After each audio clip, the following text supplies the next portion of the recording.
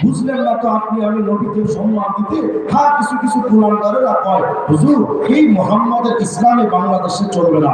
সাবেক স্বৈরাচার শেখ হাসিনার আমলে অবৈধ এক এমপি ছিল রাশেদ খান মেনন, দাবি করেছিল বোরকা, হিজাব, নেকাব, আরে এগুলো তো বাংলাদেশের কালচার না, মোল্লাতন্ত্র এগুলো তো আরবের কালচার, ওটা বাংলাদেশে চলবে না। কেন?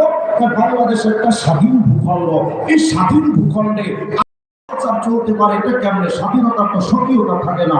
মানে বোঝাতে চেয়েছিল স্বাধীন ভূখণ্ডে বিদেশি কালচার চলে না। যদি তাই হয় বাস্তবতা, তাহলে আমিও তার লজিকার যুক্তিকে সামনে রেখে বলতে পারি স্বাধীন ভূখণ্ডে যদি বিদেশি কালচার যদি চলতে না পারে, তার অখণ্ড ভারত বিশ্বাসী রবীন্দ্রনাথ ঠাকুরের গানকে জাতীয় সঙ্গীত হিসেবে গাওয়ার আগে রাশেদ খান মেননদেরকে জুতা দিয়ে বিনয় দরকার। তুমি তোমার বাংলাদেশের সংবিধান প্রণয়ন করেছ, এমনকি